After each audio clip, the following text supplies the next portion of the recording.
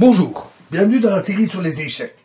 Donc nous attaquons la fantaisie créatrice aux échecs. Alors, on va commencer par la naissance de la combinaison. Alors, celui qui ne connaît le jeu d'échecs que superficiellement est porté à croire que le maître qui découvre sous l'échiquier des combinaisons cachées, souvent diaboliques, comme un être particulièrement doué. L'opinion que les capacités combinatoires aux échecs sont innées et qu'il ne peut pas être question de les apprendre est fausse. Alors, bien sûr, aux échecs, comme dans toute activité humaine, on rencontre le talent qui recule les limites que le joueur peut atteindre par son zèle et sa persévérance. Et on connaît de très jeunes joueurs qui sont particulièrement forts alors qu'ils ne jouent pas aux échecs depuis si longtemps que ça.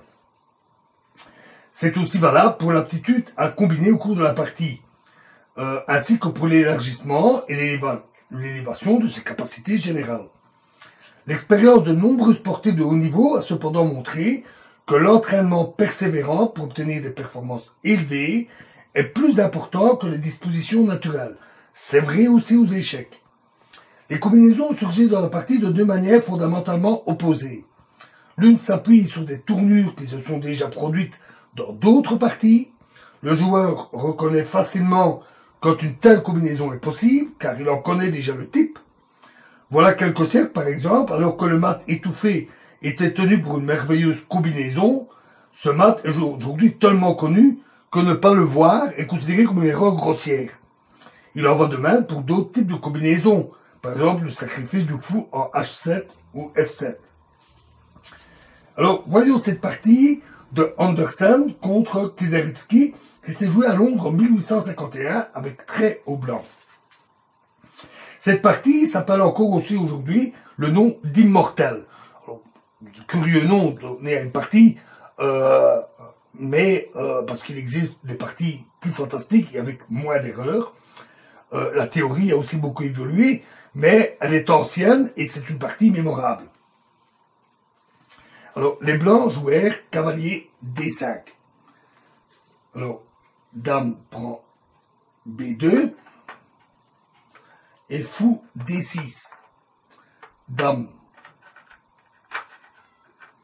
prend A1, échec, roi E2, et là, les noirs commettent une erreur avec fou prend G1.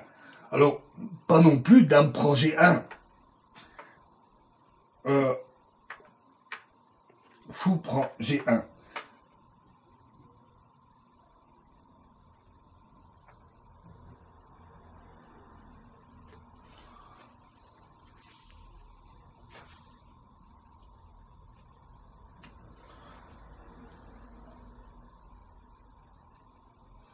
J'ai mes pièces qui sont mal placées. On va remettre ça.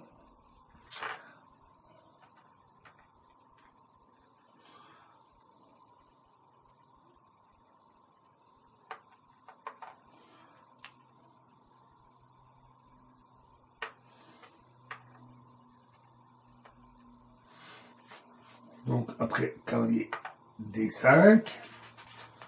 Je vérifie si tout est bien mis. Non. Fou est ici. Cavalier D5, dame prend B2, fou D6, dame prend A1, échec, roi E2. Voilà. Et ici, alors, fou prend G1, dame prend G1 n'est pas bon. Parce que cavalier prend G7, échec, roi D8 et fou C7. Fou C7, échec et mat.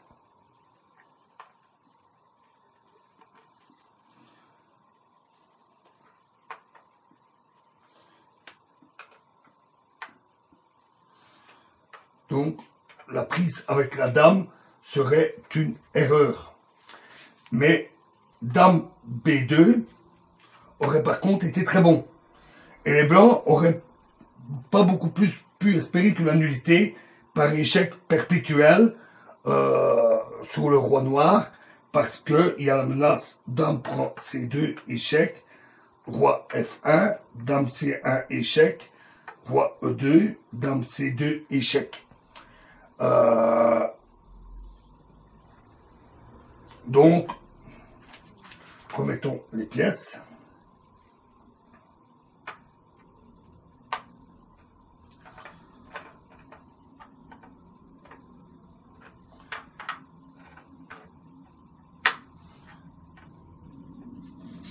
Donc après, cavalier D5,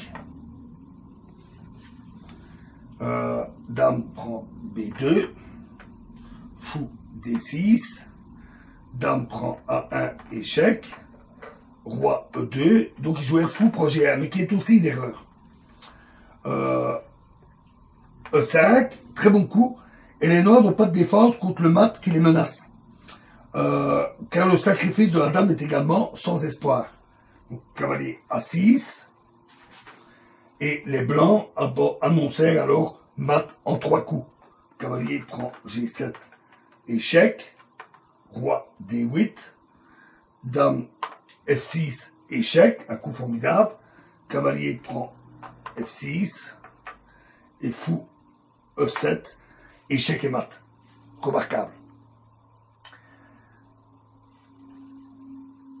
Alors, on ne va pas essayer d'analyser plus en profondeur cette partie assez exceptionnelle, ni même essayer de répondre à la question de savoir comment il est venu à l'idée d'Andersen de sacrifier aussi courageusement ces 2 tours. Ce qui nous intéresse au premier chef, c'est que cette combinaison ayant à peine vu le jour, elle a ressurgi dans toute une série d'autres parties. Et on va en voir des exemples. On commencera dans la prochaine vidéo. Je vous remercie.